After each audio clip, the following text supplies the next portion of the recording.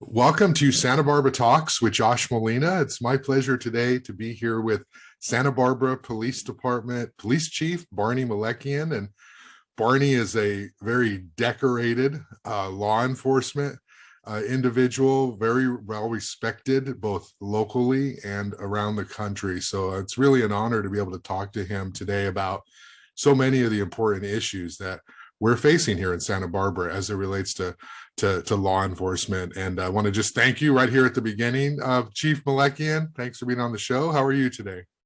I'm well, and thank you for having me. I'm always hesitant when we start talking about my lengthy career because it calls attention to just how old I actually am. So.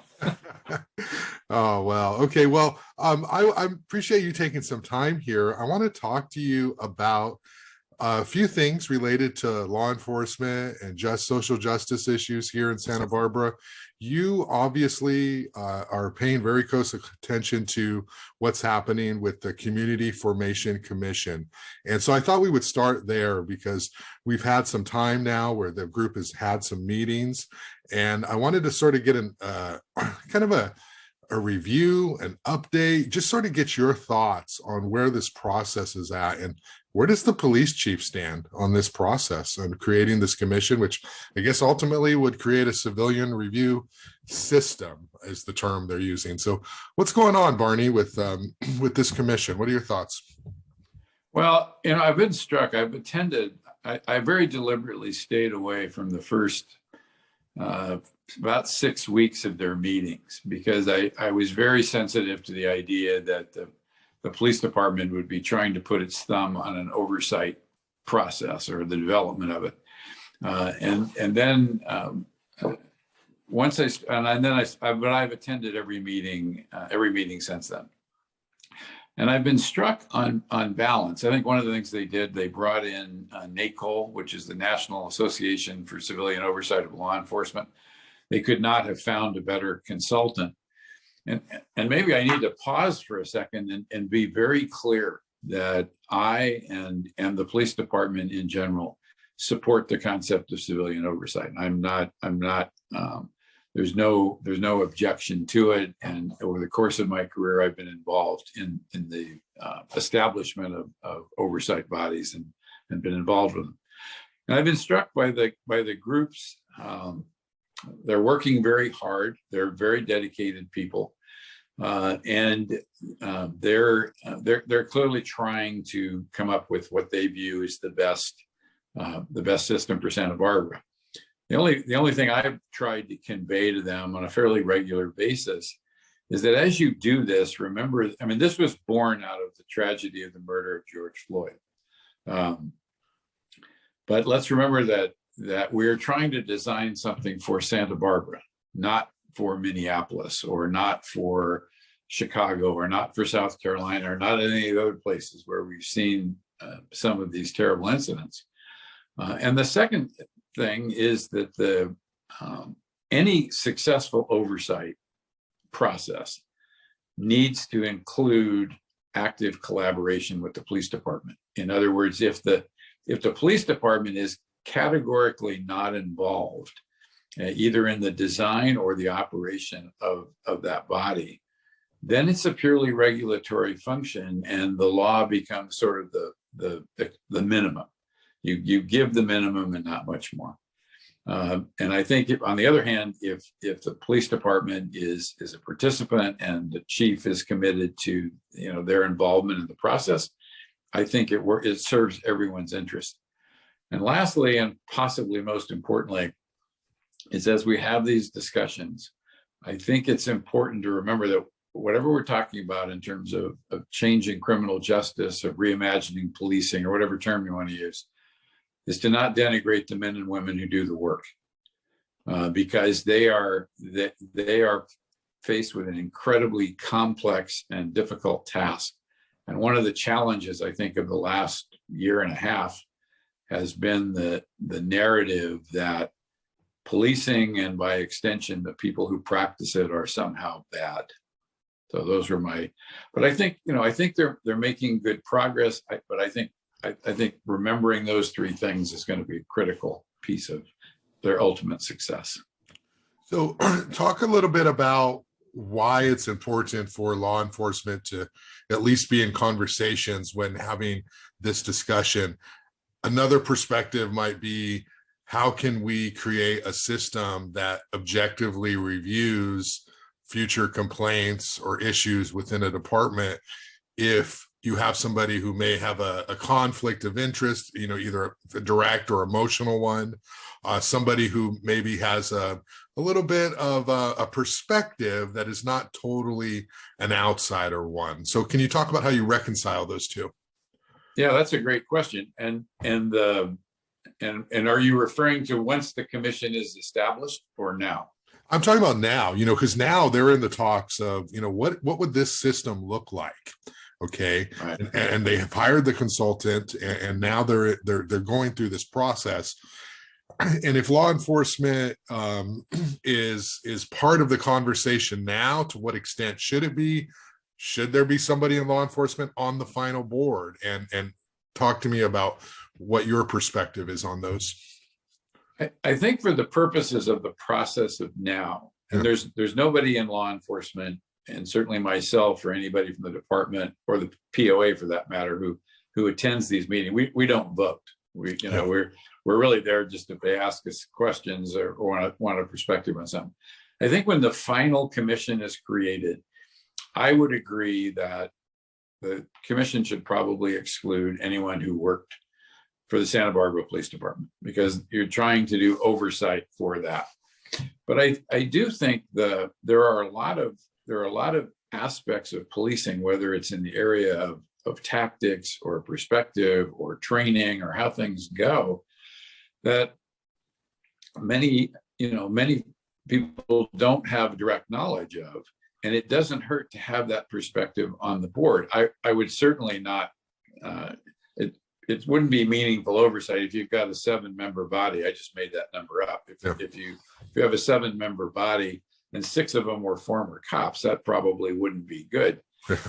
but if one of them was, and there are a lot of people, and there are a lot of retired law enforcement in this town, some of whom were quite well known nationally, who I think would make great additions to the board. And I think that perspective would be important. So let's talk a little bit about the core issue. Obviously, you mentioned the homicide, the murder of George Floyd. All right, there was a conviction. Everybody universally agrees, hopefully, that that was an atrocity. He went to prison, as he should have. He was convicted. Okay, we agree that was not a good example of law enforcement. But then we have all these other differences. Okay, people say that was there. It's different here.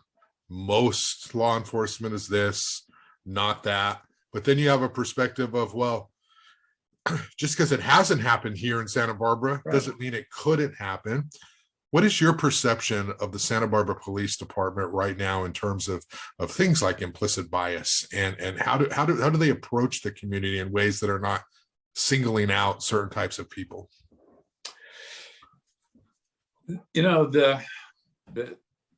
The fact of the matter is, with regards to if one of the tenets of the President's 21st Century Policing Report was that each department should adopt a policy or a statement regarding reverence for life, with an emphasis on de-escalation, with an emphasis on empathy and time and distance and those things.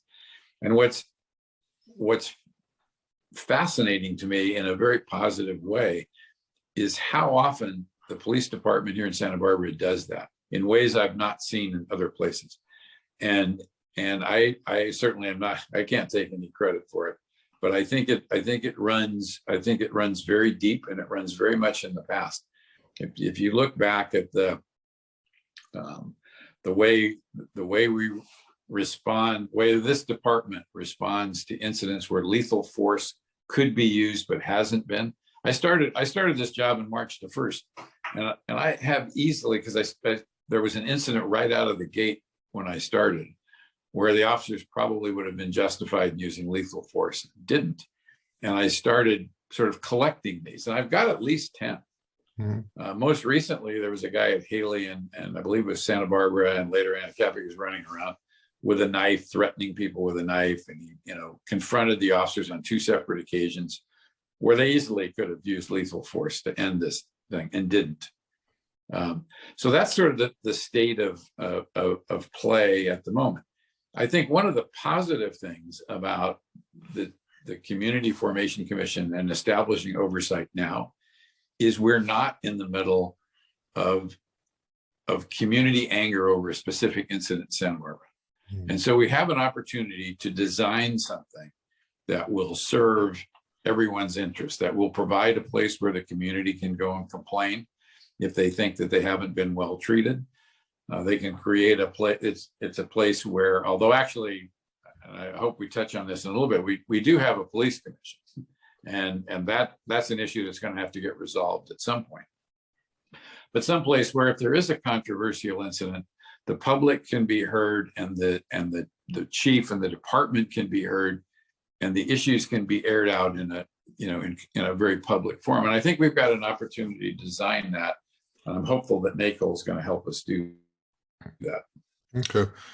There's so much talk in education about teachers reflecting the student body. So in Santa Barbara County, what that means is having Latino teachers teach to the majority Latino students who attend public schools. What is the diversity like at the Santa Barbara Police Department? I don't know if you have specifics, but I mean, does it reflect the community from your perspective? I believe it does. And unfortunately, I don't have any numbers right in front of me, but we have probably one of the highest percentages of female officers anywhere in the state. Yeah. And we have a substantial number of Hispanic officers, the majority of whom speak Spanish. And I can get you those numbers another time. I don't have them in front of me right now. I don't want to start guessing at things. What sort of implicit bias training are the officers doing, and anything related to that in terms of being more understanding and responsive to the community's needs? Everybody in the department has gone through implicit bias training over the last couple of years. That process was underway before the events of the summer of 2020. And just recently, we started a new program with our most recent class of academy graduates, where we added historically, the cadets go to the academy 14, 16 weeks. When they're finished, there is a 4-week block of instruction before they actually start out in the field. So they do all their weapons qualifications again. They get briefed on the city municipal code, all kinds of sort of local things for about a month. Well, we added a 5th week to that training, and we had training from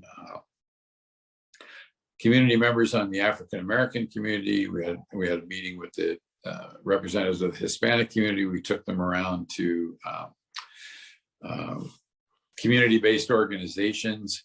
There's a program that started by Lieutenant Sean Hill called Voices. And the idea is that community members sit down with members of law enforcement and sort of exchange perspectives. I think over the long run, that may be one of the most exciting things coming down the road.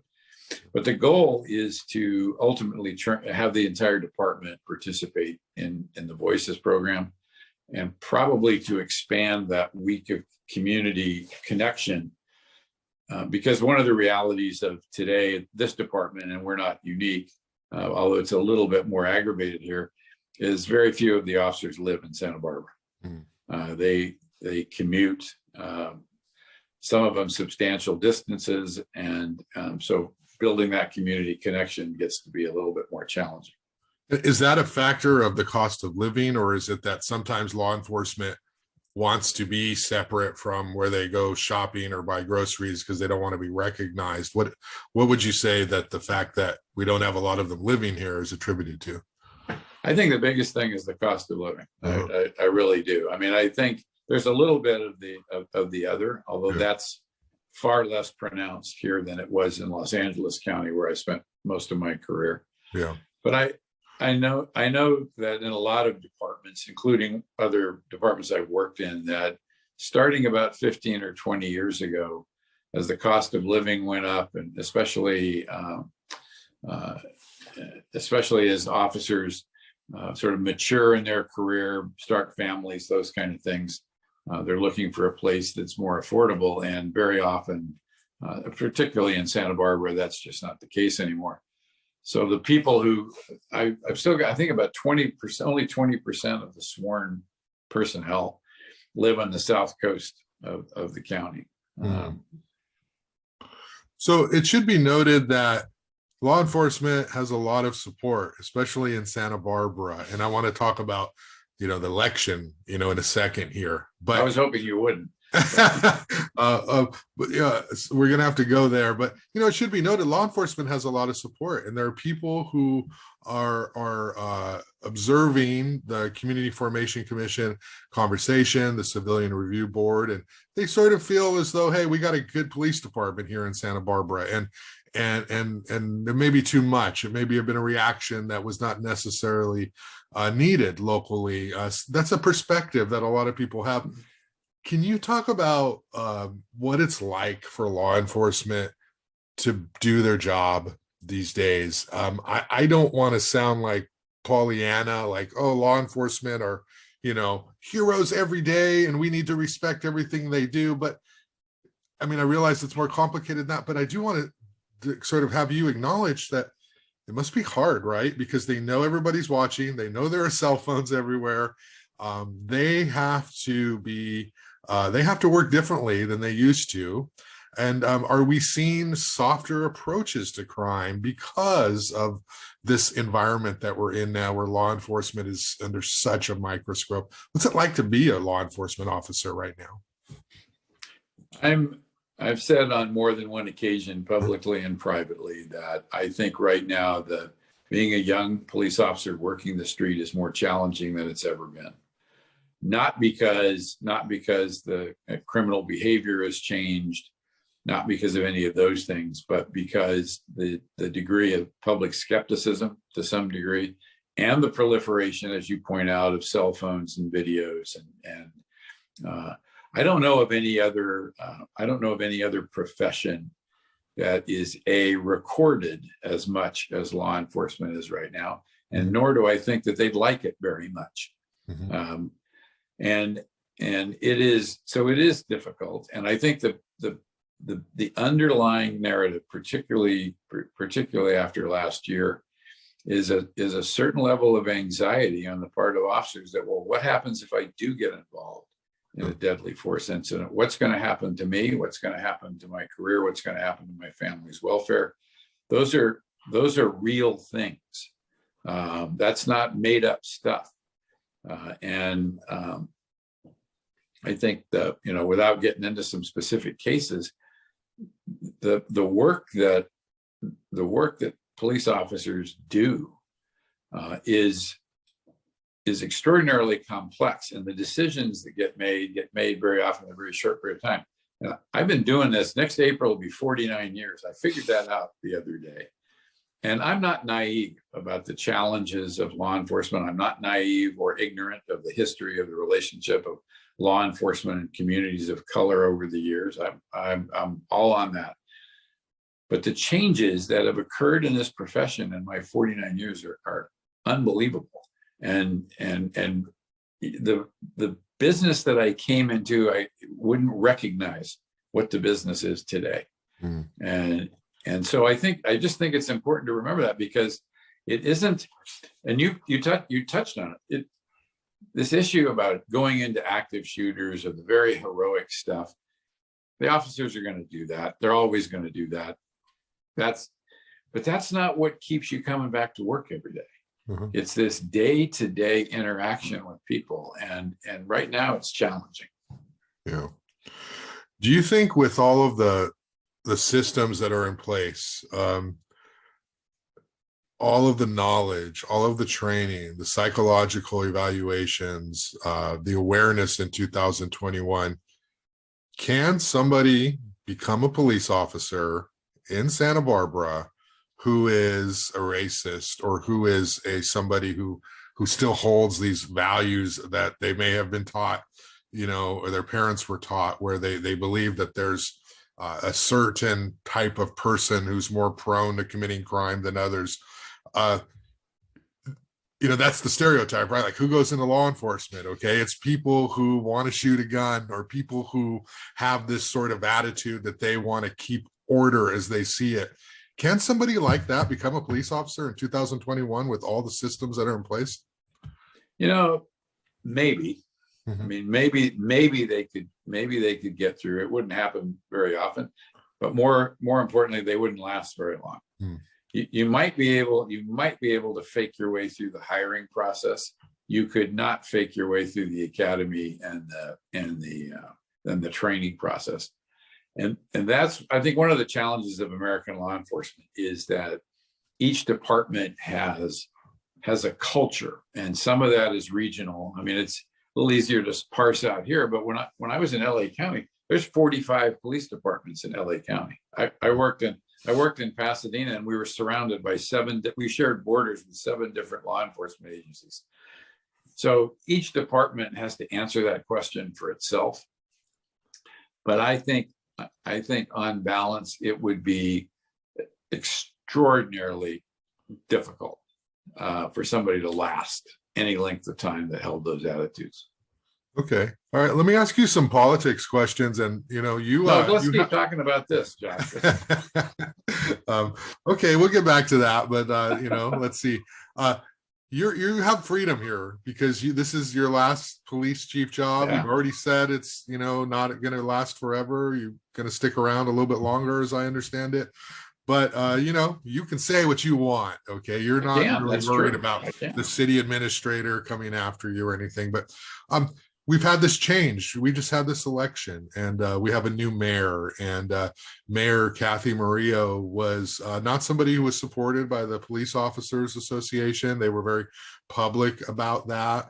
Randy Rowse is a former council member, and he's going to come back as mayor. What does this mean for law enforcement? Anything at all? Are we going to see any sort of shift? Is it better to have somebody in charge who the police officers respect? Talk about that. I don't think first of all, interest of full disclosure, I've known Randy Rowse since I moved to town, okay, which was 9 years ago. Uh-huh. I don't think, in terms of day-to-day operations or in terms of day-to-day policy, the mayor is not going to influence that. Yeah. What I hope the mayor does influence is bringing the elected body together in a more focused and cohesive way about what they're doing. And I'm not talking about any particular issues, but I think the one thing, particularly for people who are new to elected office, that I think sometimes they forget, is that their words matter. And some of the words that were uttered last summer were very damaging. And in terms of, and people, I understood their concerns, but that goes back to my issue about not denigrating the men and women who do the work, even as you advocate for change in the system. There's been, the current council, even notwithstanding the change in the mayor's office, has been supportive of the police department over the last year. I would never make the case that the city is not supporting its police department in terms of resources and those things, because they are. But I'm hopeful that we'll get maybe a little bit more collegial atmosphere, and therefore a little bit more clarity on what the overarching philosophy is for the city. Yeah.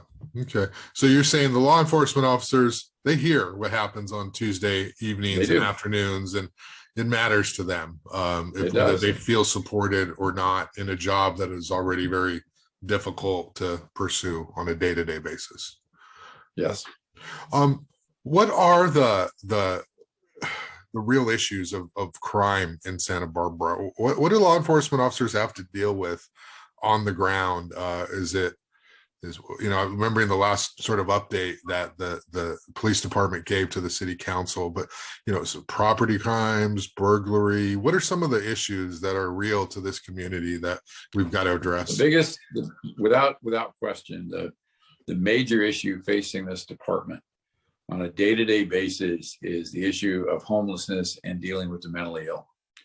And when we go back to where we started about use of force and all those kind of things, dealing with mentally ill people on a daily basis on the street in an uncontrolled environment is extraordinarily challenging. And primarily I work during the day, but I have my radio on most of the time. And it's one call after another about this disturbance or that disturbance at this business or that business. And every one of those is a potential conflict. When you move away from that, I should knock on wood when I say this, because the North County departments, particularly Lompoc and Santa Maria, have experienced a horrific uptick in shootings and attempted homicides, and we have not. We had the 3 murders at the beginning of the year. We solved those and arrested people pretty quickly. The department did a good job on that. But our violent crime in crimes against person is down certainly from last year. I think it was probably around 10 or 11% less than was last year. Property crime, on the other hand, is up. Burglaries are up. Thefts from vehicles are up, and bicycle thefts are almost epidemic. And those are the kind of crimes that require a little bit more. They can actually be dealt with if you have the staffing to deal with them, to put out stakeout teams and undercover operations and those things. It's a little, or to just beef up your patrol presence so that there's this uniform visibility in certain areas, which we've tried to do, but the staffing is a challenge. Mm-hmm. So you mentioned, let's go back to the first thing you said, homelessness. What are the challenges there?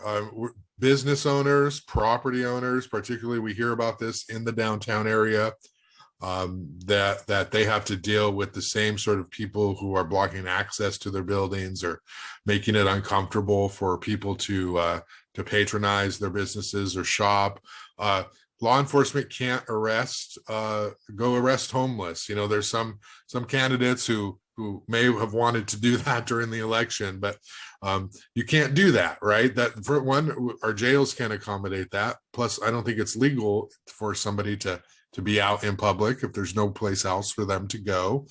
So what is the law enforcement strategy? Conversations, working with social workers? How does law enforcement deal with that? Well, I'd push back a little bit. Yeah. You can't arrest somebody for being homeless, but you can arrest somebody for specific behaviors that violate the law.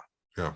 And we have, but the challenge with that was really compounded by the zero bail program that came in with COVID, that basically listed a whole long list of offenses that said we're going to write tickets because they want to get people out of the jail because of the whole threat of the COVID outbreak. And so we've written a lot of citations to people. We've moved people along. I did when I first came here. I did beef up presence on State Street, and in spite of the staffing shortages, I have kept the bicycle team intact, and I have kept the gang enforcement team intact, because I think those are 2 significant crime and policy issues that need to be addressed. We could start an uptick in the number of arrests, and we probably will.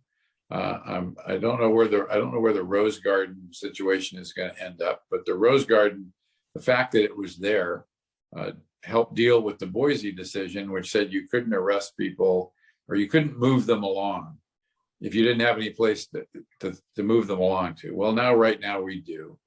I think I don't know where that's going to end up.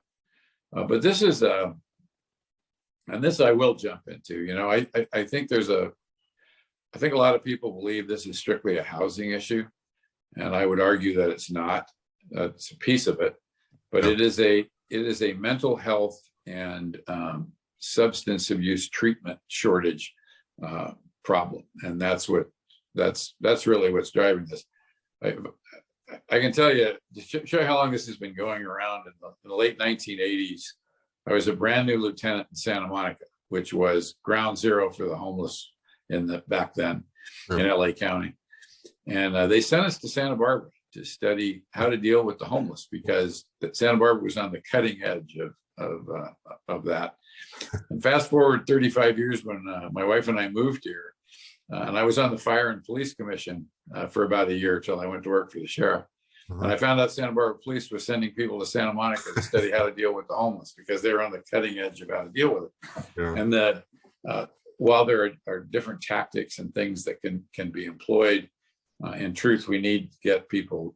This is, to me, is one of the great social failures of the 20th and 21st century. I mean, we have to get people treatment and access to treatment. Yeah. Do you see any salute? I mean, you're talking about 29 years ago. I mean, it's just something we got to live with, do you think? I mean, no, I think people are, I think wiser minds are going to prevail on this. I mean, I testified in front of Congress on this issue in 2001.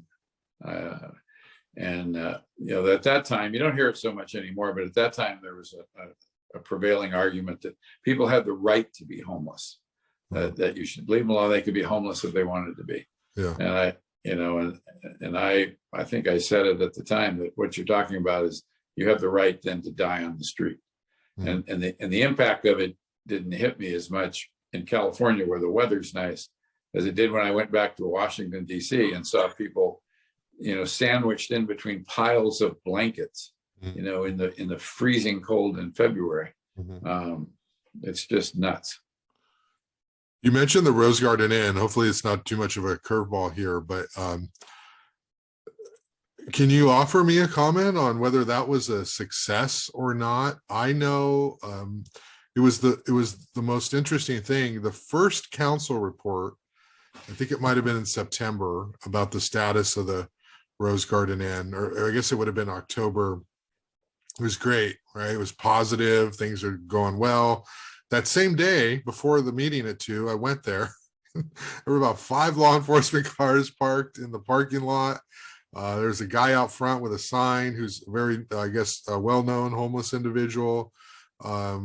Someone threw a rock at him, he alleged. He had this mark on his ribs. It did not look like a solution in that moment that I was there. And then we hear, of course, Eric Friedman and such council member Eric Friedman talking about some of the impacts in his neighborhood and that sort of thing. What is your take on the Rose Garden Inn situation? Was it a success? I think the idea was a good one. I mean, it did help us mitigate some of the Boise issues. It did get some people off the street. And it did get some people into services. They have the numbers, I don't. So I think from that perspective, it's been good. I think the problem is, and I think CityNet and others will acknowledge it, the challenge is getting then that next level. Mm-hmm. You come to the Rose Garden, you get stabilized, you get access to services, but there has to be some transitional housing to go to. There has to be some place to go to. And I think that's the gap. Mm-hmm. I believe they had 50 beds, 35 rooms and 50 beds. And they filled that up pretty fast. And there was some mention at one of those council meetings, because I actually got personally involved with this one woman that was hanging out on Upper State.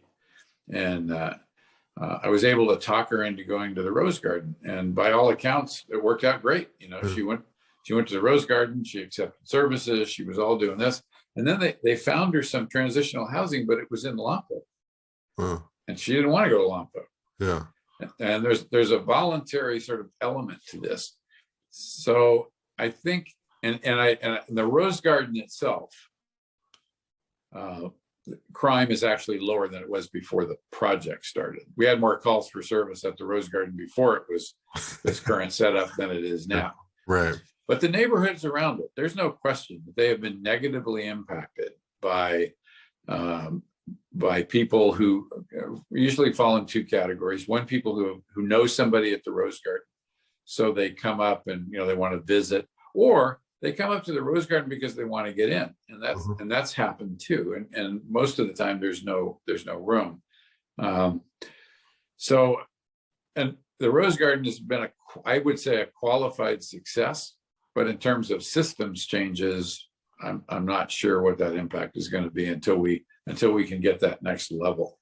Yeah. Okay. Let's talk about the police, the new police station a little bit. We heard last summer, how can Santa Barbara be building a new multi-million-dollar police station downtown?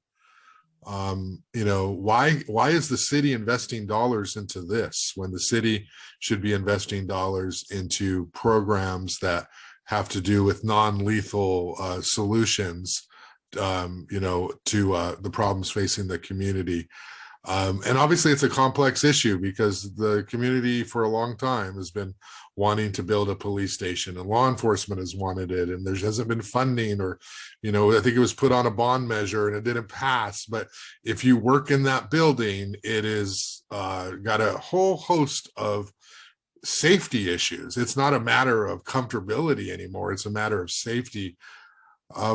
What's your take on the police station downtown? This is a great spending of money from your perspective? I think it's a fantastic expenditure of money, and I don't think the idea that the choices between a new police station and programs that emphasize less lethal and de-escalation, those aren't mutually exclusive. The current building is unsafe, and I think anybody that's been in it knows it is. And it's one of the reasons that dispatch was moved out of there, because dispatch was in the basement, and it was actually moved, to another location downtown. I also think a couple of things. One is that the current building, besides its safety issues, is not, it's not particularly welcome. If what you're trying to do is build a greater bridge with the community, the current building was built with the philosophy that was, extant at the time, which is, it looks like a fortress. And if you walk in the lobby, it's not particularly welcoming. It's dark and it's crowded, and so I think the new building was specifically designed to be open, to be able to have community events and community meetings in certain parts of it. The parking issues, and it sends a message that the department and the men and women that work there have value. Yeah, if you've watched any of the design meetings, if you watched any of the design meetings, there initially in the beginning there was a lot of talk about, wow, you're cramming a lot into this space here. It's too big. It's too much for this site. That was a lot of the feedback that the commission had given. What's the problem? And this came up during earlier discussions. Why not have substations? Why not have systems or stations set up throughout the community? Why does it have to be one big place downtown from a law enforcement response standpoint? Well, in truth, because in spite of what we like to think, sometimes the city isn't that big, and we could certainly do open some storefronts. There's some ways to do that, but you do need, for a city this size, you need a police building, you need a police headquarters. You can set up your satellite operations, but generally speaking, if you look at cities that have really separate precincts, they're much bigger than we are geographically. Yeah. Okay. Two more questions, and then we'll wrap up here. But let me ask you about you. Okay. You came to Santa Barbara. You were going to do what was it, 1 year sort of term maximum here to fill in. And what is your status? Are you sticking around now that we've got a new mayor, and the city administrator position is still in transition? How long can people be fortunate enough to have Chief Melekian in charge? I think realistically, hopefully next May or June at the outside. Mhm. The process to find the new police chief had started in July. I'll give you some numbers though that sort of reflect the times we live in. When in 2016, when Chief Lenow was hired, the initial application period attracted 97 applicants. Mm. This one attracted 26 applicants, and 6 of them didn't meet minimum qualifications. Oh. So that they started in July, and there were some good applicants, don't get me wrong. It's just that the numbers are, but they started in July, but then in August, when Paul Casey announced he was going to retire, they suspended because ostensibly, the city administrators should be able to select their own police chief. And I had originally thought I would be done with this by about Labor Day, somewhere in there. And I said, well, I'll stay till the end of the year because I am a retiree under the PERS system, and there's a cap for that, 960 hours. The joke around the station is that, all the hourly employees were laid off at the beginning of COVID. There's only one hourly employee in the police department right now, and that's me. That's how this works. But the governor's, when he extended the COVID emergency order, part of that order also lifted the 960-hour cap. Oh. So I can stay longer, and I will stay till they get a new police chief. But I've told them I really need to be done by, I'd like to be done by April 1st, and I must be done by July 1st. If I get tempted about staying longer, I just pull out my driver's license and look at the year of my birth, and it's all good. So when does the recruitment begin again? My hope is that it will start up again in January. I think after the new council is sworn in, and I think they'll make some decisions about the city administrator. But I'm hopeful that they restart the police chief search at the same time. Yeah, and will one of the requirements be you have to live in the city of Santa Barbara? Do you think that's a factor to have a chief who's embedded in the community?